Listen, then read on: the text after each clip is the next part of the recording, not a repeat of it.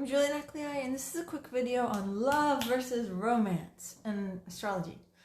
Okay, so with love and romance, you have three relevant houses in astrology. The house of romance and fun, the house of marriage and partnerships, and then the house of sex and death. Okay, but today we're just going to talk about the house of romance versus the house of marriage. So, well, first of all, what's the difference? In the house of romance, it's all about, romance. It's all about fun. It's kind of illusory. It's kind of a selfish love. Like, you love the other person because of how you're feeling. You're feeling so good and excited, and that's why you love them. You love seeing your reflection in their eyes. You love putting on your favorite dress and dancing, and you're like, ooh, this person really likes me. Butterflies, fun. You can even have sexual relations in this house, but it's about the romance, in the sense of romance including that idea that you don't totally know the other person. It's not so much about who they really are. It's mostly about how it's making you feel. You feel alive, you're having a good time. It's exciting. And then the house of marriage that's when there's like a commitment between two people and they're actually playing a role in each other's life. That's when the other person is on your team and they're actually a weight-bearing column in your life. So how does a person get from romance to marriage? Well, here's the interesting thing, is the three relationship houses are all together, except in between the house of romance and the house of marriage is a very overlooked house, the house of work. Specifically the house of drudgery, servitude, slavery, pets, and health. It's basically the house of doing all those tasks that you have to do so that life actually works. But none of the tasks are especially exciting, or some of them might almost seem pointless, but you really gotta fucking do them. You know what I mean? Like filling out forms and moving heavy boxes and just like all those things you have to do or your life falls apart.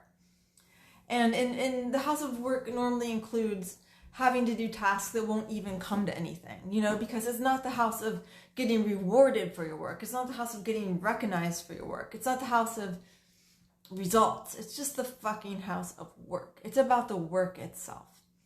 So, when a planet goes through your house of romance, that can bring in a romance. But before it can get to the house of marriage, the house of commitment, that planet first has to travel through the house of work. And when you think about this, well, first let me say, it's really important because as that planet travels through your house of work, that is your opportunity to get a better relationship, a better marriage, when you actually form a commitment with someone. And it doesn't even have to be marriage. It could be like a platonic, like even a business partnership would count. But that how well you do in terms of partnerships and the quality of partners that you're going to attract depends on what happens in the house of work. Because when you really think about it, what attracts someone romantically and what attracts someone in terms of marriage are two different things.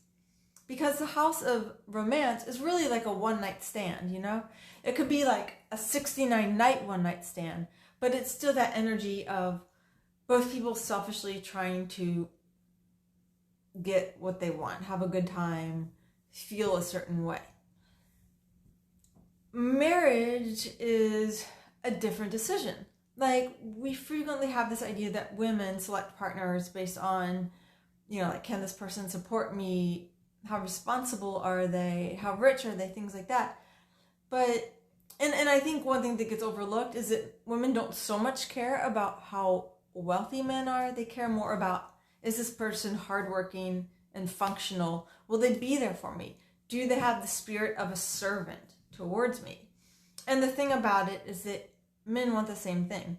In terms of marriage, men want someone who's going to make their life better. They're not hopeless romantics. They're not just like seeing unicorn hearts. They're thinking like, how's this person going to impact my domestic life, my financial life, my career, my status, my daily routine? It's like whatever they care about.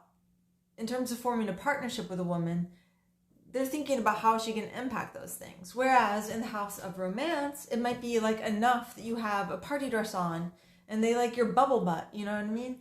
But that doesn't matter for marriage. That's not like what makes people get married.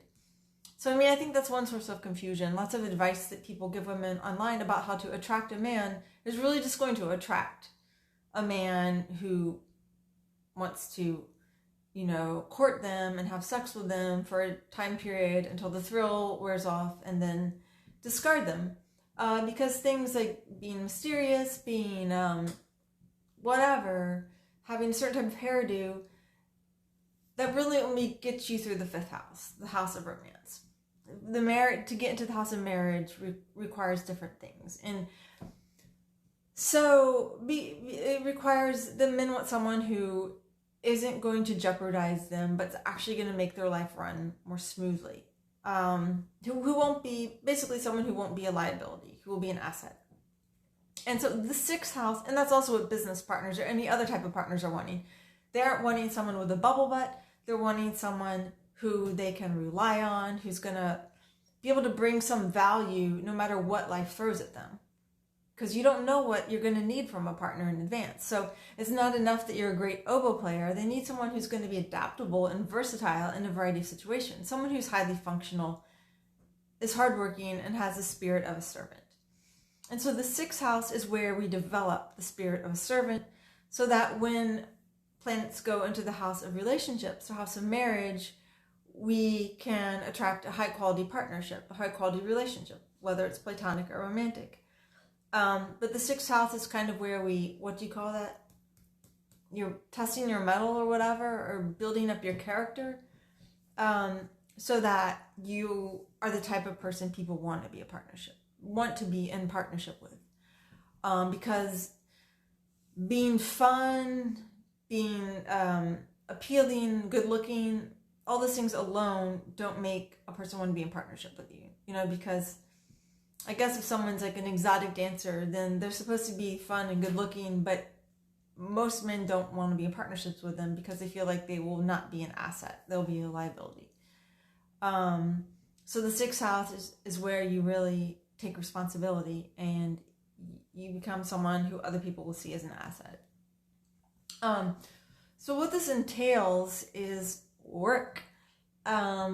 But the type of work will be extremely varied. It will be physical labor, it will be mental labor, it will be random challenges, it will be having to be of service to others, it will be having to expend a lot of energy that all comes out to nothing and having to be okay with that.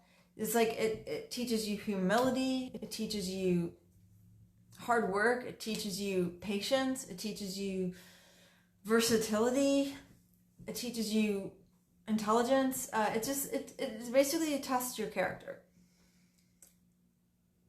So, I guess the idea I want to leave you with is that when you're in a situation, and it can be other things too beyond just relationships, you're in a situation that's fun and exciting, and then the fun comes to an end.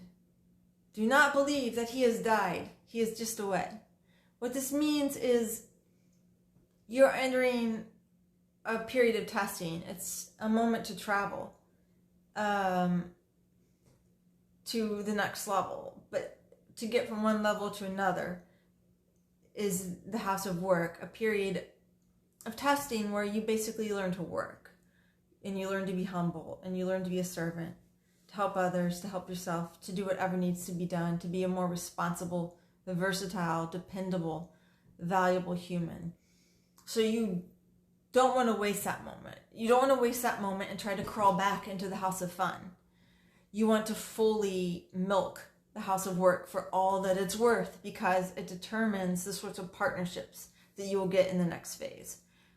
And also it determines to some extent what your status will be in the world in general. It's just that will be a delayed result. It won't instantaneously change your status. At first, you will just be a humble servant who gruels night and day in exchange for nothing. But one day, the rewards will come. They will come in terms of good quality relationships and they will come in terms of being valued by the world. So basically, when you work as a servant during that time, it means that one day you'll have other people supporting you. You'll have other people behind you, other people beneath you. But the way you get that is by doing your best in the house of work when you're having those house of work moments. Thank you. Please let me know if you have any questions. My name is Julian Eclair.